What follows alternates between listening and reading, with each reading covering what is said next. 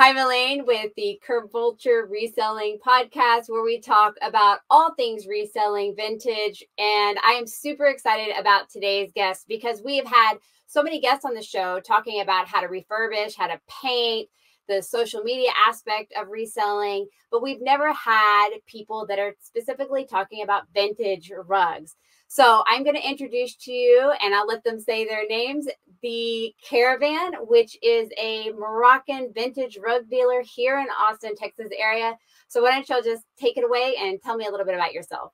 My name is Adil, and this is my lovely wife, Jade. We specialize in vintage Moroccan rugs, anything typically from the late 60s all the way to probably the 80s. We have also a lot of new stuff, but our specialty definitely is handmade, authentic Moroccan rugs. We started this business a while ago. The fact that I'm from the country is making it a little bit easier to resource all the rugs that we bring. And we felt like there's a need for somebody to start a platform like that in the Texas area. And Austin is a great place with a lot of people that need vintage Moroccan rugs, especially that they're very unique. Like each rug is made uniquely. I think that actually it was kind of an accidental start, if we're being honest. We come from a tourism background, and Bill's home country of Morocco, where he's also a national guide. And I have this background in event development and management. So when COVID hit and tourism really affected our business and our livelihood, we started noticing a trend in the US that with the shelter in place movement happening because of COVID, people were buying stuff for their homes like crazy. And all of a sudden there was this big passion project for people around the world to redecorate. Obviously, for some people, money wasn't as plentiful as it was for others. And so people had to start getting creative. And a lot of that has to do with sourcing secondhand furniture, DIY projects. And with our extensive knowledge and access to these beautiful vintage carpets in Morocco, we decided to just go ahead and move back to Austin, which is where I'm from, and open up a business bringing these products into the hands of people who want them. And over time, that little project has turned itself into a full-fledged company. So we're really excited to be able to offer, beautiful vintage pieces at prices that are truly unbeatable. That's awesome. So y'all were in Morocco, the country, and is that how y'all met? And I know y'all both were kind of in the travel tourism industry. Kind of talk about how you met and maybe a little bit about what you were doing before this whole adventure. So I was born and raised in Texas, and in my 20s, I had a 5-year career with a little company called Airbnb, and that work that I was doing was, mostly international events marketing. So traveling around the entire world, making people aware of the brand and getting them, kind of activated and using the product and the website. And that took me to Morocco for my first time. And I just really was quite mesmerized by the just over sensualization that the country offers, so many smells, so many textures, so many colors, so much culture. And when I ultimately decided to leave that career and take a little sabbatical and think about, I always knew that I wanted to be an entrepreneur, but I didn't know exactly what I wanted to entrepreneur. And so I decided to move to Morocco because I felt like that was a place that was giving me a lot of inspirational clarity. And I met Adil just a couple of weeks after moving there, and we connected really well on a very, deep level. And the rest is kind of history. You want to talk about it a little bit too? Almost like a coincidence that we met. We both have sort of like the same mentality when it comes to, owning your own business and just wanted to be very independent and definitely offering something that brings joy to people's lives, not just like another business that does the same thing that everybody else does. And although we started the tourism company, we felt like we wanted to grow that and branch it out to a level that could also, give birth to other companies that specialize in different stuff. And COVID happens, and we started thinking about, how can we still be connected to something that we really love, both as Morocco and all the crafts that it offers, and utilize that to, feel in a way that we're still doing what we do, which is showcase the country, but now we're doing it through vintage Moroccan rugs. And that's how the caravan started.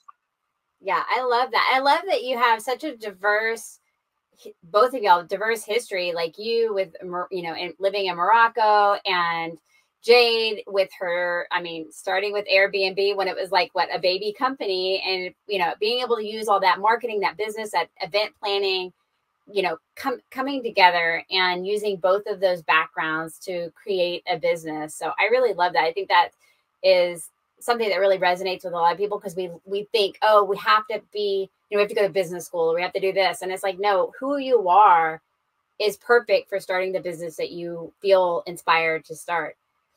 Y'all met in Morocco. And so you said it was kind of a coincidence. Kind of talk about that first meeting.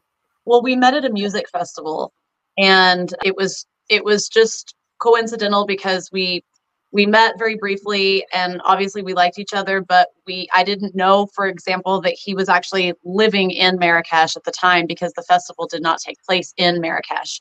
So I thought, you know, anybody that I meet at this festival is just, you know, you make festival friends. Like you go to a festival for a few days, you meet people and you hang out with them, and then when it's over, everybody goes to their respective homes, and that's it.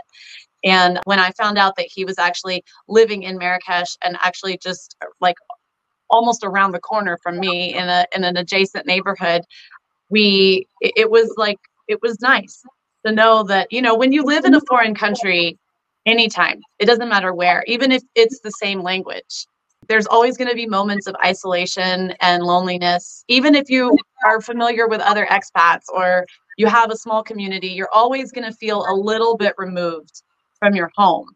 And so when you meet someone that you feel very familiar with on a cellular level, then it makes creating a life with that person a little bit easier. It's you know, it doesn't feel complicated. It doesn't feel hard. It just feels like you're doing what you are supposed to be doing. And because we're both extremely charismatic people, we're both really passionate about the work that we do, it was a really good scenario for us to be able to, you know, be partners in life and also partners in business, because we work really well together. And, you know, I think with Adil's passion for his country, and also he's deeply rooted in his particular culture. And then with me coming from the skills that I learned from the background that I have, it was just it was like, why wouldn't we do this? You know, it's a great match. Yeah. And then, so Adil, did you grew up in Morocco, or were you lived in America and have family in Morocco? What is that? The first time I came to America was 2019. Yeah. Ever. Oh, okay. So pretty recently. Yeah. I'm born and raised in the southeast part of Morocco, which is AKA the Sahara Desert, like the middle of nowhere. I come from a very tiny village, and I've lived pretty much all my life in there. And then I had to go to Marrakesh, which is a bigger city, for college. But I would always go back and forth between, you know, my village and other cities of Morocco, and that's how we met. But my family has been involved in the tourism business as long as I could remember, because we come from a long lineage of nomads. So we lived in different parts of the Sahara throughout centuries. Members of my family actually owns like a fancy camp, or like a glamping experience. Glamping, like in the middle of the desert. And with our tours, that's what we do. We take people to the camp so they can experience part of the desert culture. So imagine just like tents everywhere, and then camels all around. It's a whole different. It's very different than Austin. I could say that. Jade, as an American, born and raised in America, describe how you experienced it for somebody who's never been out of the country. They've never been to Morocco, like the feelings of being in Morocco that are different than here in America, just to kind of paint a picture. Well, the first word that comes to mind is chaos. Not even going to lie to any of the audience in this particular scope. The first thing that you feel when you get out of the airport in Marrakesh is just full-blown chaos. There doesn't seem to be any rules when it comes to traffic or people moving around one another. So all of the, like, you know, order that we learn in the US about standing in line and waiting your turn and following the leader, all of that just goes out the window. And so it can really put you outside of your comfort zone. But I'm one of those people that truly believes that, like, that old adage of like the magic happens outside your comfort zone, that the growth happens. And I was just really in a place where I was looking for that.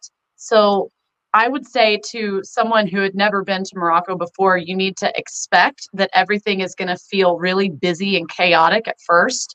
But then the other thing that I would say that's maybe a little bit more positive, chaos is positive too, but Moroccan hospitality, I mean, Moroccans are known around the world for their hospitality. And with Morocco being the westernmost Arab country and the westernmost Muslim country, it is a fantastic introduction to those two, we'll call them subcultures, for lack of a better word.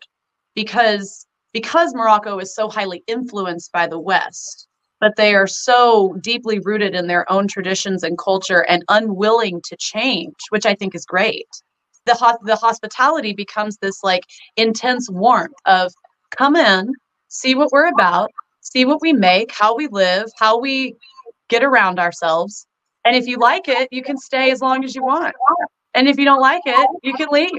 You know, it's a very like laissez-faire kind of attitude going on in Morocco. And that was a very popular place for, you know, talking about vintage, it was a very popular place for kind of, you know, the quote unquote like dropout hippie subculture of the late 60s to the mid 70s, people heading to Morocco in droves to explore their spirituality, to explore other cultures that they might be able to take some inspiration from and implement into the way that they're going to live back in their respective home countries. So I would say it's a great place to get out of your ego, get out of your head, and just sit back and be really observant, because there's so much to see, so much to taste, so much to do, so much to smell, all of it.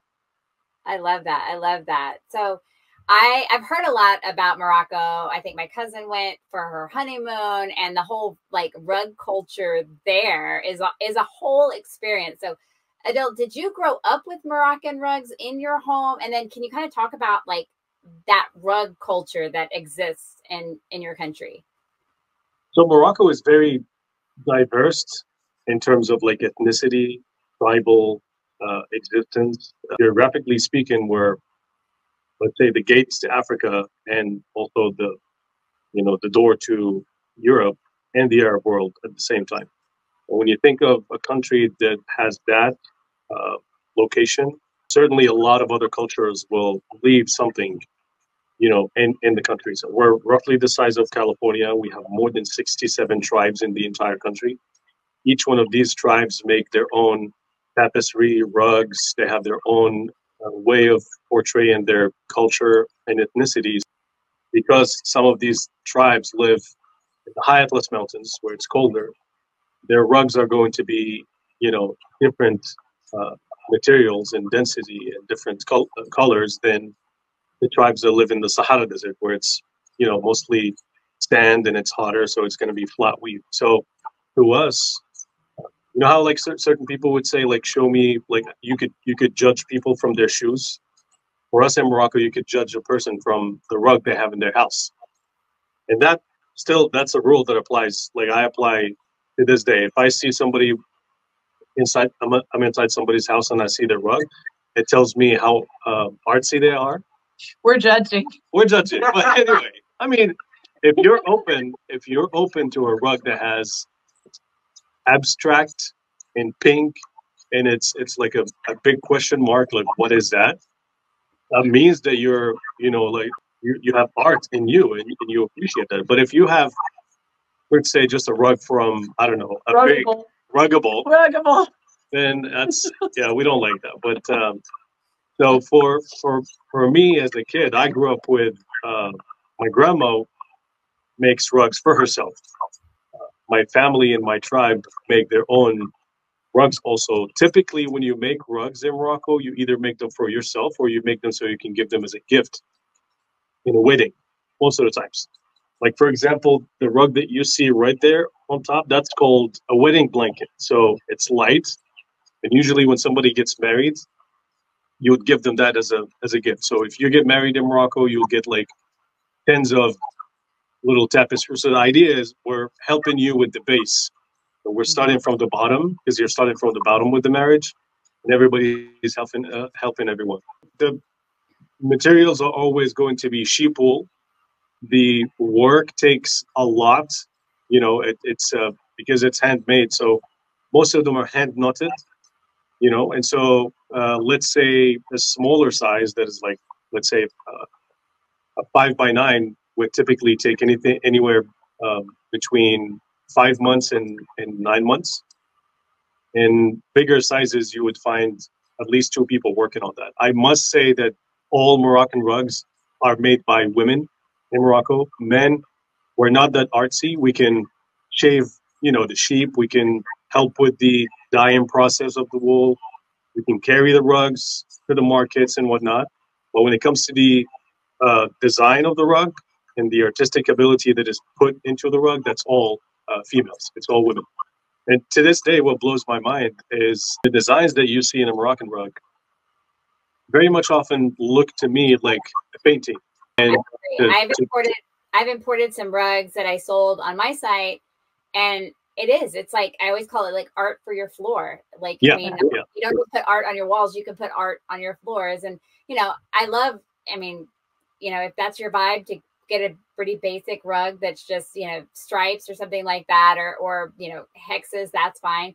But I mean, you have this beautiful ability to put art and and I love what you were talking about. The different thicknesses kind of show what different cultures, because you're right. Like in a dusty culture, you would get more of a flat rug because you could sweep it off. Whereas the thicker rugs, I mean, you're not gonna, if you're walking around sand, and you're gonna have to constantly be beating out the sand from those wool rugs that kind of catch things a little bit more. You can definitely see also, I mean, Adil spoke a little bit about this, but Morocco as a country is so small when you consider all the different landscapes. And then thinking about, before modern times, when humans were just using the resources that they had at their disposal to create things that were useful, maybe like before there was a cultural renaissance, it was just, we live in the mountains, we're surrounded by sheep who provide this hair, our houses are cold in the winter because it's snowing, so we need to weave this hair into something that's going to insulate our homes. But then when you see over the years of cultural development and the implementation of artistic renaissance and all of this, then what you have are these incredibly diverse and beautiful pieces that no other country has been able to match on a level of just uniqueness. I mean, you can go to Iran and buy a beautiful Persian rug, or go to Turkey and buy an incredible Turkish kilim, and I'm not here to knock those at all, but there is nothing like a Moroccan rug. Yeah, it's the design for me, that is different, because at least for me, and I probably speak for all Moroccans, anybody that traveled, any Moroccan that been to, let's say, an Afghani rug shop or a Turkish rug shop, we feel like it's the same theme. And it might be the lack of colors. Designs are almost like predictable. And again, talking badly about a beautiful rug is a beautiful rug. But for a Moroccan rug, once that design is released, it's a one-time thing. Nobody's gonna make that design again. And I mean, the pride of owning something that nobody in the world has, and you could call it yours, that speaks for itself. I definitely think that's a beautiful reason why I fell in love with Moroccan rugs, is because they are so unique and almost tell a story. And I love the idea that they give rugs to newly married couples, like creating that foundation and that base. And I know there's probably some designs that go into a marriage rug, but talk about maybe the designs in a marriage rug, and then talk about some of the designs that you see, like, or symbolism or things. Because I noticed that, like, one of mine was looked like a fish or a bird or people on a boat, or like almost like two tribes next to each other. Like, it was very interesting trying to decipher what was the picture going on. So maybe talk about that a little bit.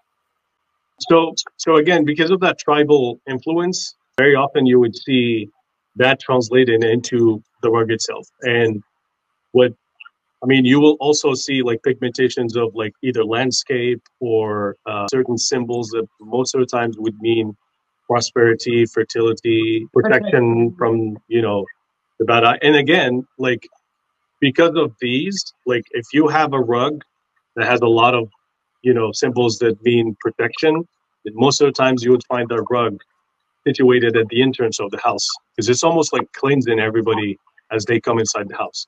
This has to do a lot with tribal culture and superstition to a way, but what really impresses me is that you certainly can notice and detect the psychology that these women had when they were making those rugs. So a lot of times you would find, a symbol that is repetitive, because every time this lady is going to make another rug, she's going to put her little signature in there.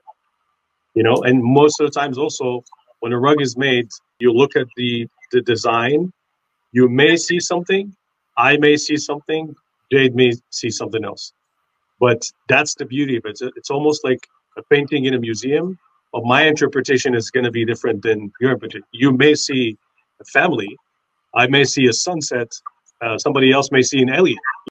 We don't like rugs to be very predictable, but the abstract aspect of it. And also, I must say that coming from a country like Morocco, where there's certain things that are like taboos for women, or for, you find ladies finding that ground as a rug, as a space for them to express a lot of things that they cannot say, And even back in the day, that was like the old dating websites, by the way. So if a lady makes a rug, she can implement, if she's available or not, on the rug as symbols. And when they're taken to the market, a man may see a rug and falls in love with the artistic ability, and that will spark something, and he will ask about who made this rug.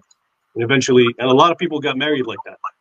Wow. So it's something that is deeply rooted in the culture, but still, like, you go to northern Morocco, you'll find a certain type of rugs.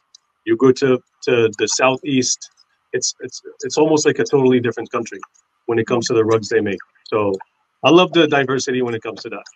Yeah, that's really amazing. And I mean, obviously, you know tons about Moroccan rug, not only because you've grown up around it, but you've continued to specifically open up a store here in Austin so that you can bring people in, not only to buy Moroccan rugs, but to experience the Moroccan culture and, inspire travel. So Jade, talk about what your store is like and where it's located.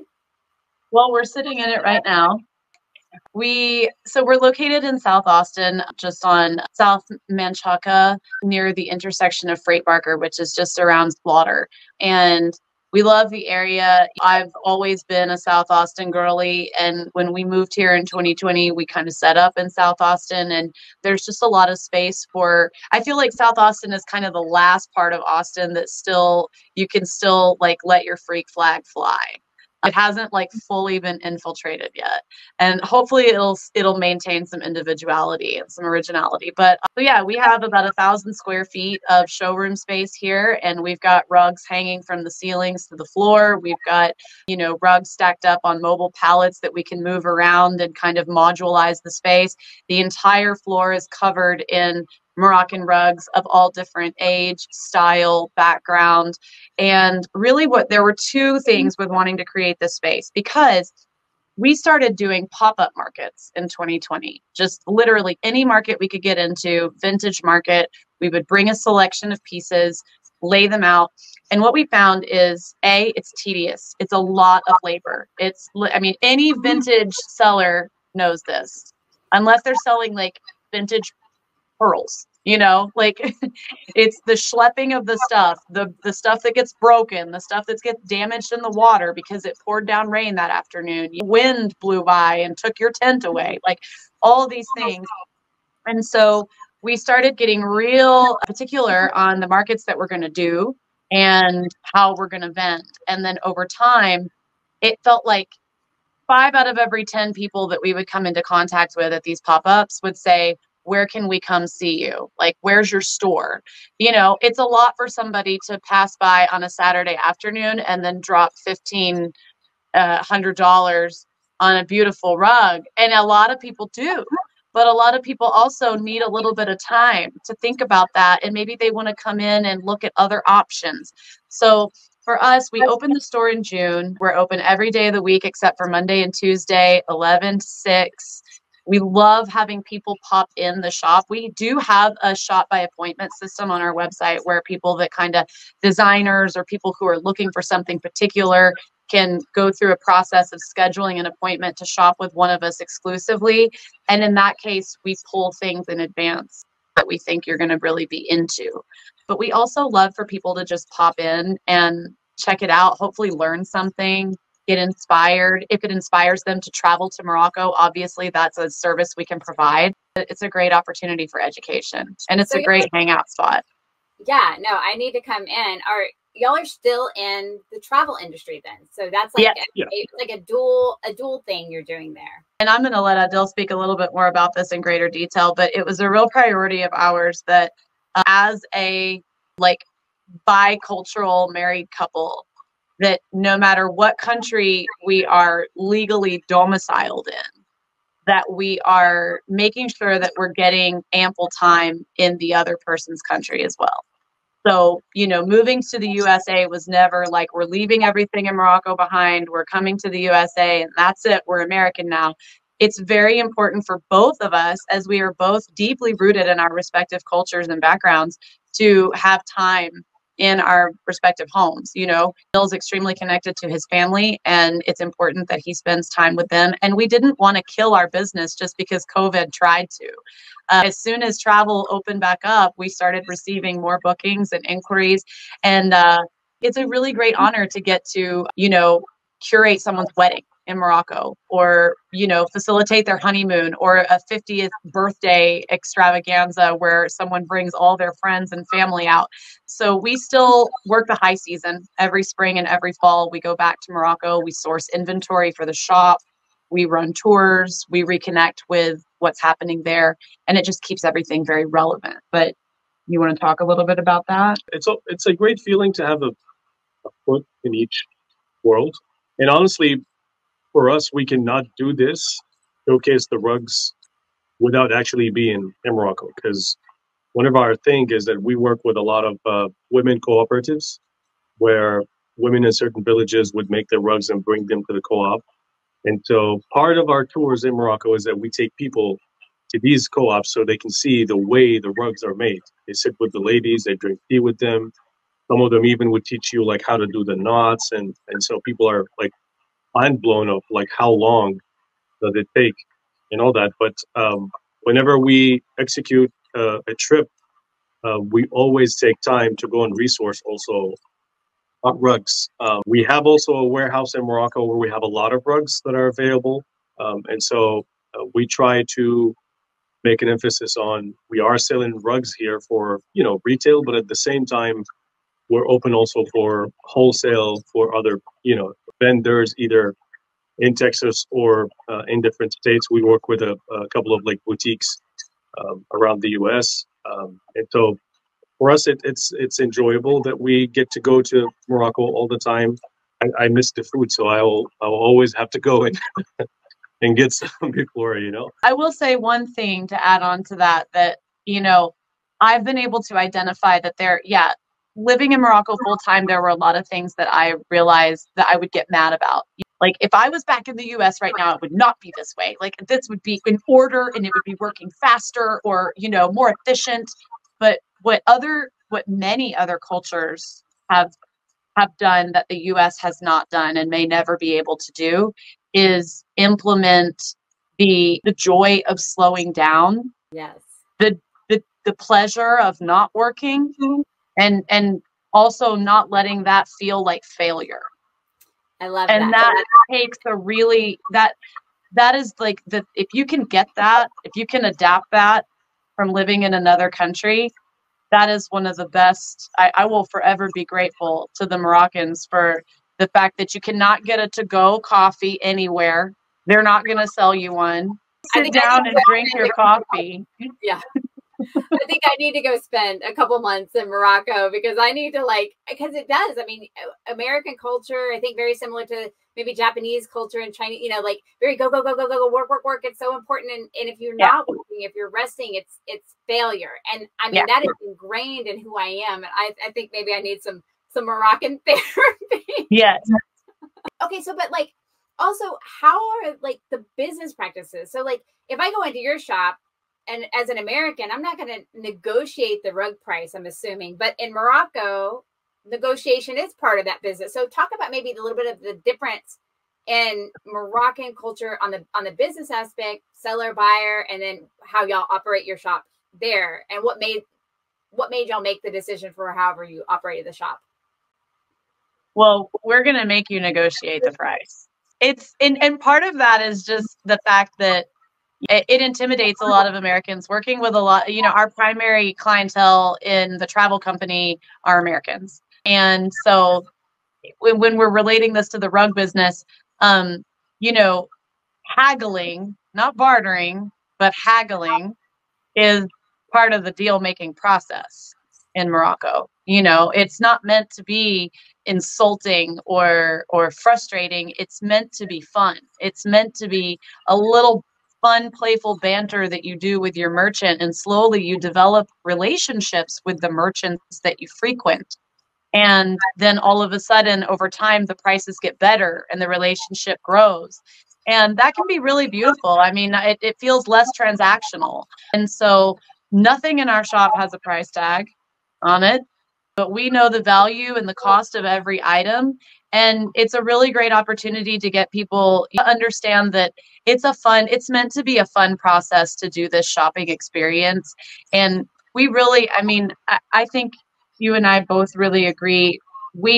Because of our access to the products that we sell, and mostly that's due to him and his relationship to his country, there's nobody in this general area and probably in the entire U.S. can compete with us on price. With full confidence in the entire U.S. Prices are the best. So we don't go in with this big ego about pricing. I mean, what we love is to be. I mean, we're in our 30s. We're not millionaires. We love when people come to buy a rug and they're, like a younger couple that have just purchased their first home, or they just got their first apartment together and they are, negotiating on a piece of art for their home. And for us to be able to provide that to them at a price that benefits us and pays our bills, but also doesn't just completely disrupt the life of the people buying it, it's a great feeling.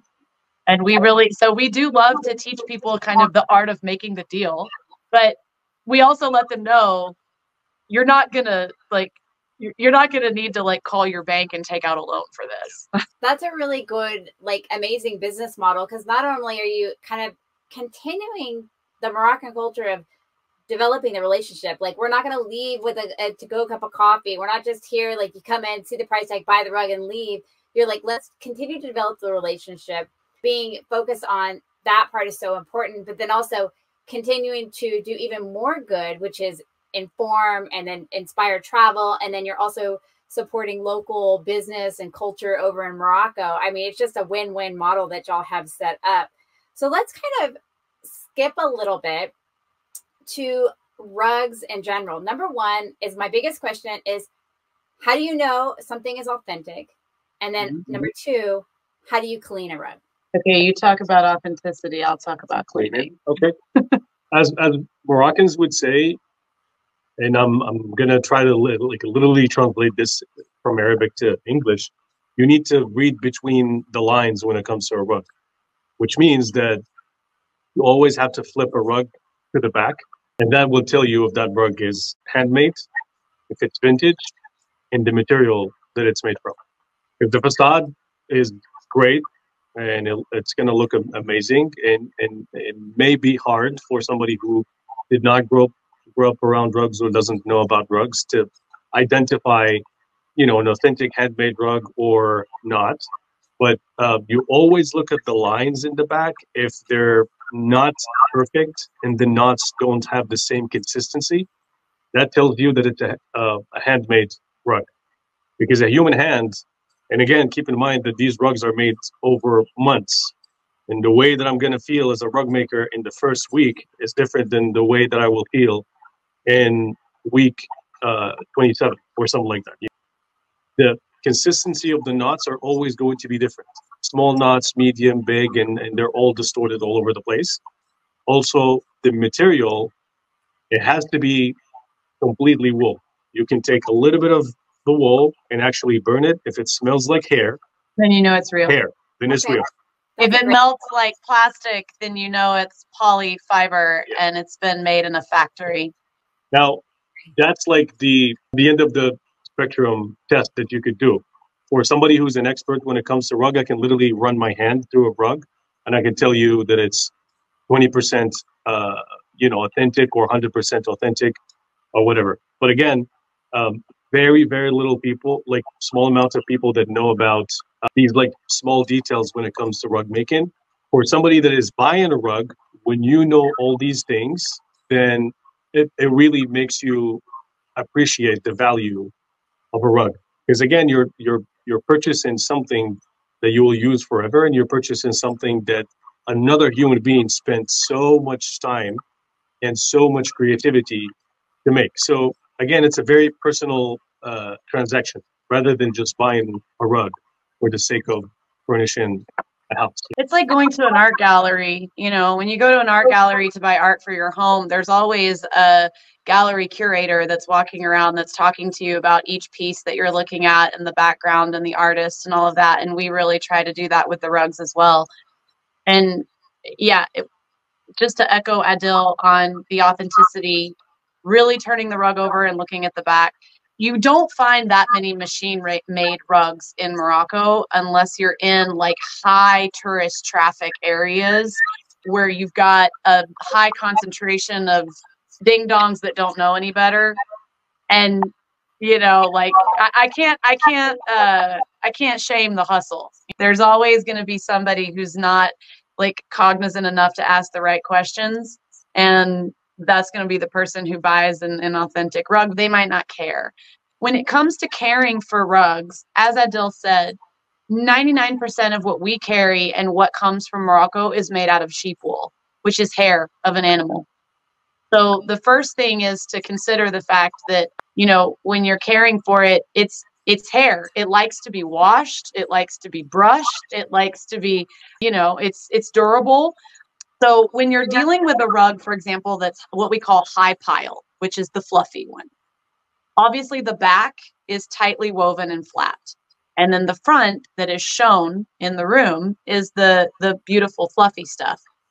So if you have a small animal living with you, or a small child, or a grown child for that matter, if somebody pees on the rug or vomits on the rug and you need to spot treat it, maybe you spill a glass of wine, whatever. The best thing that you can do is, first of all, you've got to soak that area of the rug with water and some kind of clear, non-toxic soap. I love Dr. Bronner's. He is not paying me to say that. I just think that that's the best non-toxic soap with the best smell that you can find. And so you've got to completely soak that. And then if you've ever seen those little plastic scalp massagers that you buy to, like, in the shower, you kind of massage your scalp with it. Okay, so you get one of those and you brush where the stain is, because it's just like hair on a head. You've got to move it around. And then you flip the rug over and you scrub from the back. Because anytime that you take loose hair and you scrub it, you end up with a dreadlock. And so we don't want matted dreadlocks on our fluffy, beautiful rugs. We want all of that stain to sink to the back.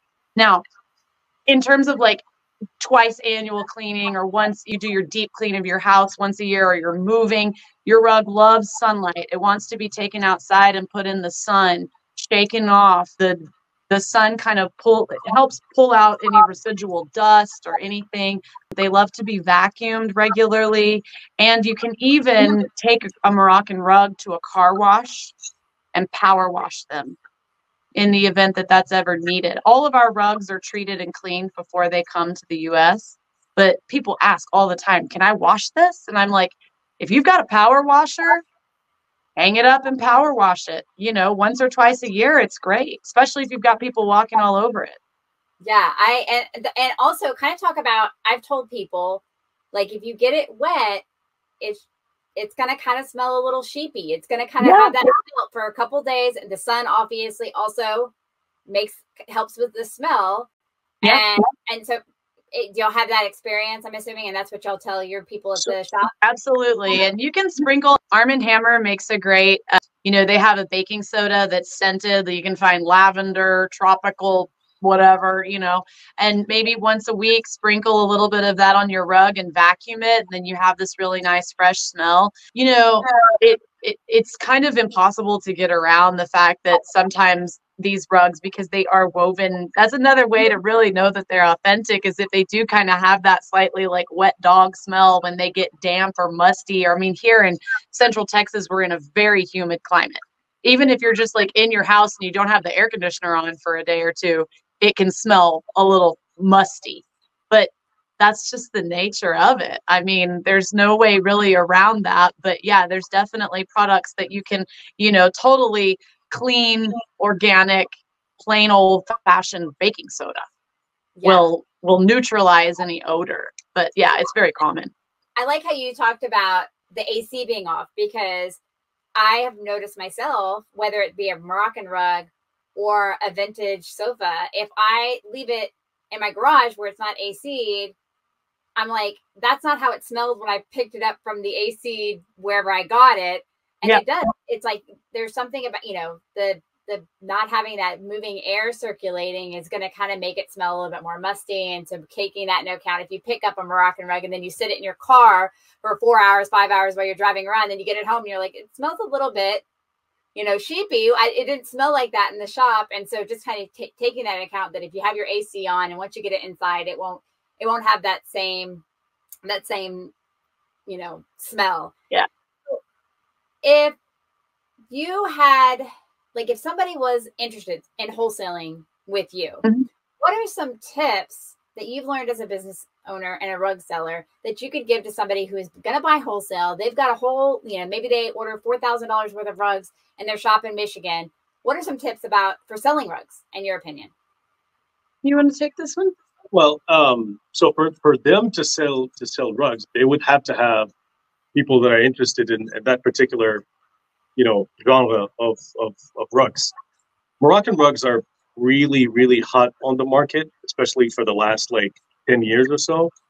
Before that, the production of Moroccan rugs used to be just for the country mainly, and whatever was available vintage. And it's harder to find real vintage, like authentic Moroccan rugs nowadays, which is good because it gives certain people exclusivity of, you have to know somebody that knows a family that they have a rug, and then you have to make sure that it's authentic. So for you as a store owner, you have to, we found out this throughout, frankly, like the last 2 to 3 years, your social media is your best friend. Showcasing these rugs and making reels and making stories and regular pictures of rugs that you have and styles that you have, working with also designers and frankly telling people about how beautiful and different Moroccan rugs is. People are always interested in artsy stuff, and they're always interested in stuff that are unique than anybody else has. I mean, nobody wants to have something that everybody have, and so you want to showcase something.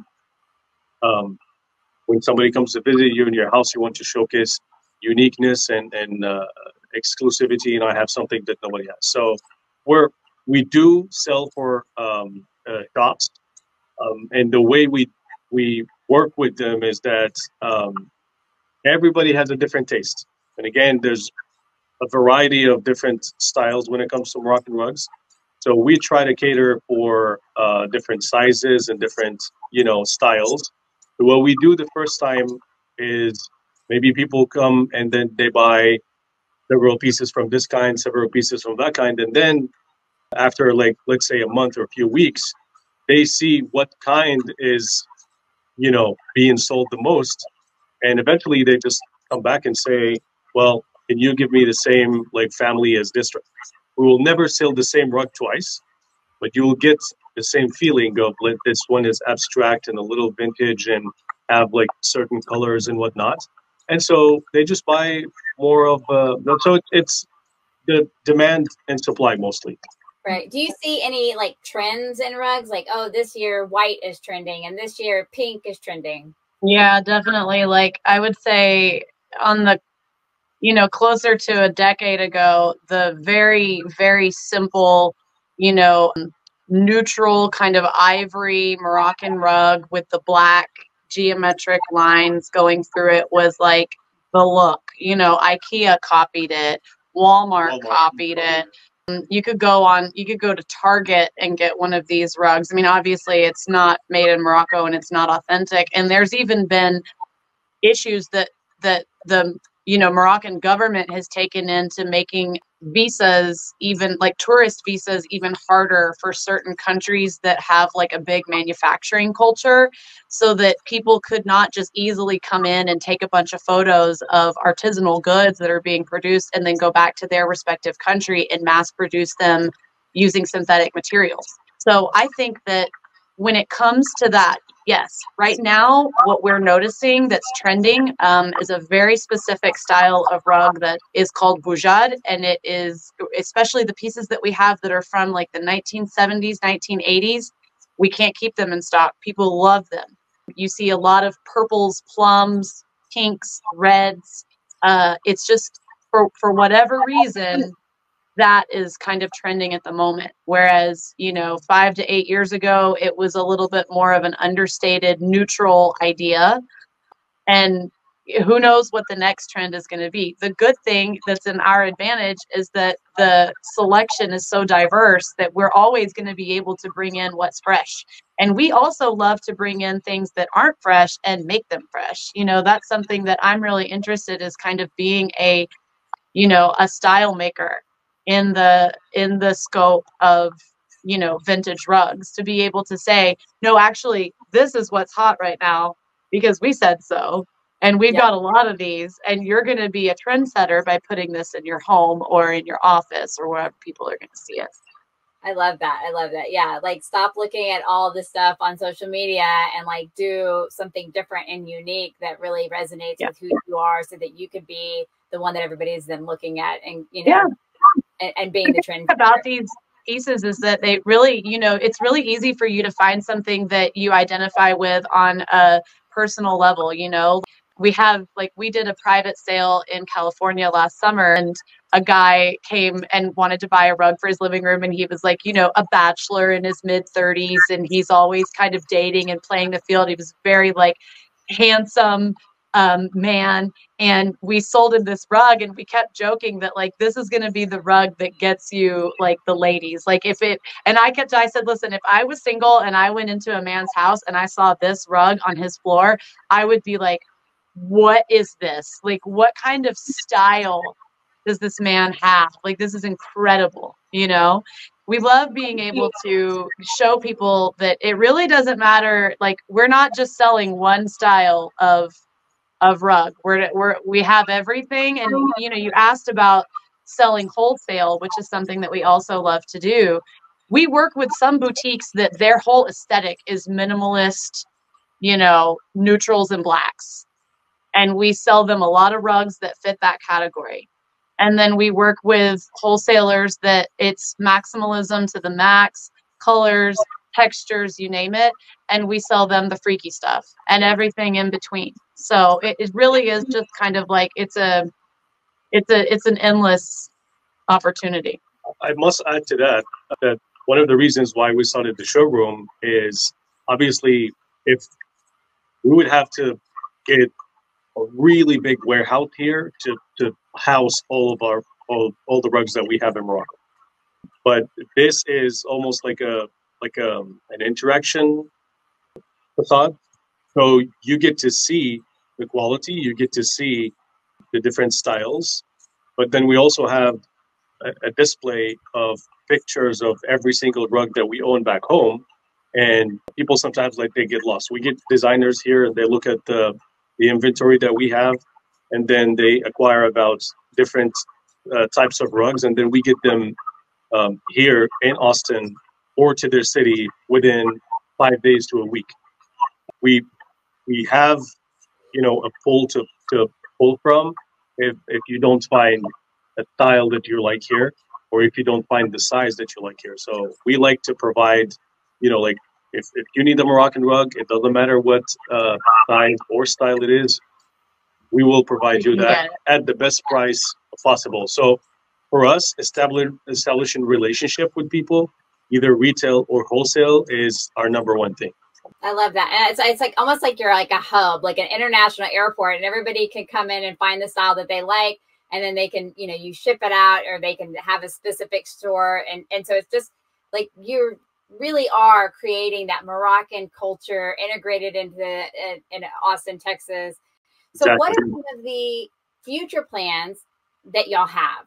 Like, do you have are you going to be involved in any more markets? Are you going to be franchising, anything like that you are kind of maybe not are immediately, but 5 years, 10 years down the road that you'd like to see your shop do? I think for me at the moment, we do the citywide vintage market every month that they have it here in Austin at the Palmer Event Center. I have to give them a shout out. Becoming a part, we are a staple part of that market now. We've been very blessed to just get right in at the right time, and everyone that comes together, all the vendors, the organizers, everything about that market is just so authentic for us. We love our little spot. We have a very loyal client base that will come every month that we're there to see what we're bringing. And the ability I love a pop-up opportunity because you're able to conceptualize a space based on what you're given. You put it up, and it's the perfect example of like living in the moment, and everything is temporary. You put it up, you do it, and then it goes away, and the next month it'll be completely different. For the future, yes, we absolutely intend to continue doing markets. We love that. We also intend to, opening the showroom was something that we wanted to do for a long time, but we've been very slow and intentional about it because we really wanted to take our time and make sure that everything that we do in this business feels authentic, that it feels right, that it's not too, we also own another company. We have to make sure that we're able to kind of nurture that baby as well. So we don't want to bite off more than we can chew. To answer your question, continuing to grow wholesale around the USA is a big priority for us in the next couple of years, is to create as many relationships with retailers. We don't really want to wholesale to anyone in Austin because that would be a conflict of interest since we have a retail space here. So we're not looking to do that. But outside of Central Texas, there's just so much opportunity. And, everybody knows that wholesale is a great way to, bring in what we call like passive income to your business. And it gives us the opportunity to stress less about what we're selling in the shop and utilize the shop as an education center. And so hopefully 5 years from now, we'll be speaking to you in a massive shop in a part of Austin that gets, daily foot traffic, and that would be amazing. Yeah. What we're trying to also change is, so part of our passion about what we do is I love it when I tell somebody that I'm from Morocco and they tell me, you got beautiful rugs, it's a window to the country. So as much as we can spread, awareness about this beautiful, these crafts and eventually the country, then we feel like we're serving a purpose. At the same time, sometimes the second thing they say is, oh yeah, but they're really expensive. The problem is what is here in Texas and in the US in general is that there are few people that not necessarily buying from the source, which leads me to the number one passion that we have of our Moroccan rugs, is that we buy straight from the people that make the rugs. So minimizing middlemen gives us room so we can charge really affordable prices and also benefit the people that makes those rugs. Because the problem here is that you find stores either in Austin or either elsewhere, and it's mostly somebody who's not Moroccan, but they got 7 middlemen, and every single one of them is jacking up the price. So by the time the rugs are here, they're crazy high. So what we're offering as wholesale is that it's going to be us and the people that make the rugs, and we're going to give you a lot of room for you to also charge very affordable prices, and that's how the cycle continues. But sometimes it saddens me when somebody say, "Oh yeah, I love Moroccan rugs, but they're really expensive." I mean, the next thing is like, let me tell you about how affordable the ones that I'm selling. Yeah. But this is why sometimes Moroccan rugs are very expensive, because there's a lot of middlemen in between all that. I love the education that you're offering, because it's the exact same rug quality, all these things, except one of them is, $10,000 and y'all's are $1,500, $2,000. And you're like, oh, well, more money must mean it's a better thing, but it's actually not. It's the same. It's just that you're cutting out and keeping those costs low, which I love. And I actually came to y'all's booth at the vintage garage sale in Austin. And if you are listening and you're not watching the podcast, it's very easy to spot their booth. They have beautiful rugs all over. Adil is wearing I don't know what you call it, a turban or and his wife is beautiful, long, luxurious, very kind of like that hippie 1960s vibe. So definitely go there and check them out every month, the citywide garage sale. And then tell the listeners where, again, we can find you online and on Instagram and in Austin. Yeah, so in Austin, you can find us at our shop, which is 2119 Freight Barker Road. And once you pull in, you'll see we're in a really unique community. Actually, it's something that is it's one of a kind. It's 18 properties that are all in the same compound, and each property is a retail or business space on the ground floor, and then every business owner lives in the apartment upstairs. So we have this really amazing community of other business owners as well. I mean, our neighbor is a midwife and does birthing classes, and we've got a barber shop and a hair salon and a coffee shop and all these interesting things. So you can come down to the shop every day except for Monday and Tuesday. Check us out from 11 to 6. No obligation to buy. You can come in and walk around on the rugs and have some tea and learn something. And then obviously every citywide vintage sale, we're there. They do not do citywide in March or October because that is the season of Round Top. And we have had a presence in Round Top in the past, and we do plan to show in the fall. We're currently exploring some different venues that we might have a presence at, so stay tuned for that. You can find us on Instagram at _the_caravan. And the website is thecaravanhasarrived.com. Very easy. I love that. I love you. Well, thank you so much, Adil and Jade, for being on the show. And thank you for having us. This is our last podcast of the season. So definitely, if you are just tuning in, make sure you go back to episode 1 and watch all 13 episodes on Spotify or on YouTube. And until the next season, happy